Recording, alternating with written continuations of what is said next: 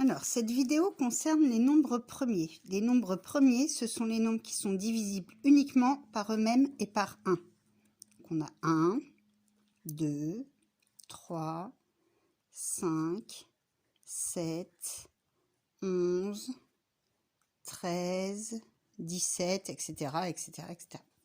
Donc, si je prends par exemple le nombre 5, 5, il va s'écrire seulement 5 fois 1. Il est divisible soit par lui-même, soit par 1. 11, il peut s'écrire uniquement 11 fois 1. Il est divisible par lui-même et par 1. Alors que si je prends 12 par exemple, 12 il peut s'écrire 12 fois 1, mais il peut s'écrire aussi 6 fois 2, il peut s'écrire 4 fois 3, donc il est divisible par lui-même et par 1, mais il est aussi divisible par 6, par 2, par 4, par 3, donc lui, ce n'est pas un nombre premier. Ce qu'il faut savoir faire pour les nombres premiers, c'est les décomposer.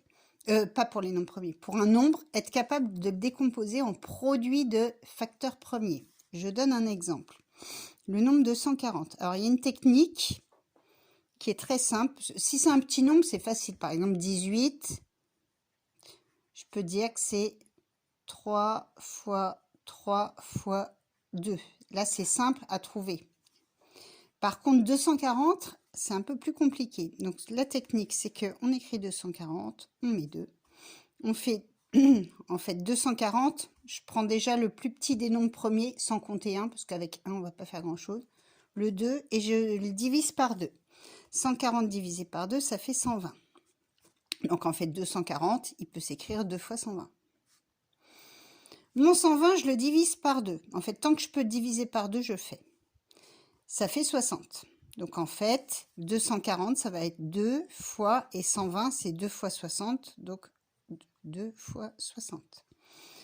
Mon 60, je peux encore le diviser par 2. Ça fait 30. Donc, en fait, mon 240 du départ, il peut s'écrire 2 fois 2 fois, et 60, c'est 2 fois 30. Donc, fois 2 fois 30. Mon 30, je peux encore le diviser par 2. Ça fait 15. Donc, mon 240, c'est 2 fois 2 fois 2. Et 30, c'est 2 fois 15. Donc, fois 2 fois 15. Le 15, alors lui, je ne peux pas le diviser par 2. Donc, je regarde le nombre premier suivant, c'est le 3. Est-ce que je peux le diviser par 3? Ben oui, parce que 15 divisé par 3, ça fait 5. Donc, mon 240, il va s'écrire 2 fois 2 fois 2 fois 2 fois, et 15, c'est 3 fois 5. Et mon 5, ben, je ne peux pas le diviser par 3, mais je prends le suivant, je peux le diviser par 5, ça fait 1. Quand on arrive à 1 en bas, là, c'est qu'on a fini. Et du coup, 240, il s'écrit 2 fois 2 fois 2 fois 2 fois 3 fois 5. Ce qu'on retrouve ici. On aurait pu rajouter fois 1 puisqu'on a un 1, mais ça ne sert à rien.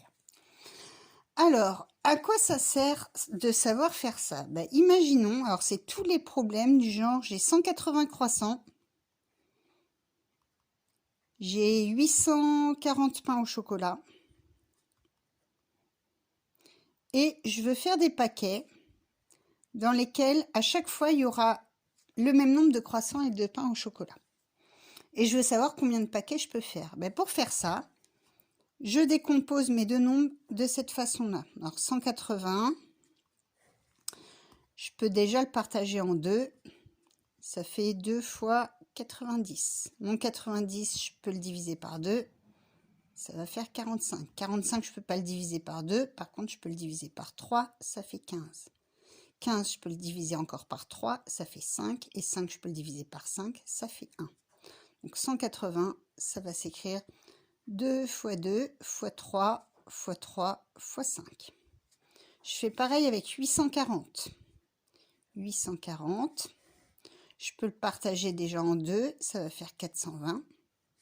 Mon 420, je peux le partager en deux, ça va faire 210. Mon 210, je peux le partager en deux, ça va faire 105. 105, je ne peux pas le partager en deux, par contre, je peux le partager en 3. Ça va faire 35.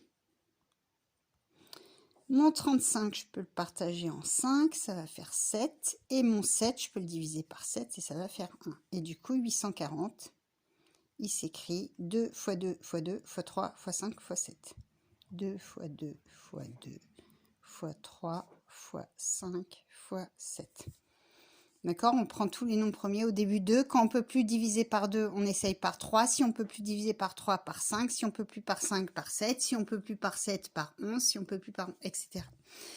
Et je regarde ce qu'il y a en commun entre les deux. J'ai 2, j'ai encore 2, j'ai 3 et j'ai 5. Ça, c'est ce qu'il y a en commun. 2 fois 2, ça fait 4. 4 fois 5, 20. 20 fois 3, 60. En fait, 180... Du coup, on va dire que c'est 60 fois, mais il va rester 3. Et 840, ben on a encore, ce que j'ai entouré, ça fait toujours 60, fois, et il va rester 2 fois 7, 14. Et là, comme on a le 60 en commun, ça veut dire que je peux faire 60 paquets. Et dans chaque paquet, j'aurai 3 croissants et 14 pains au chocolat. Dans le même genre, je peux faire, je peux avoir un problème où je dis j'ai 140 garçons, 116 filles.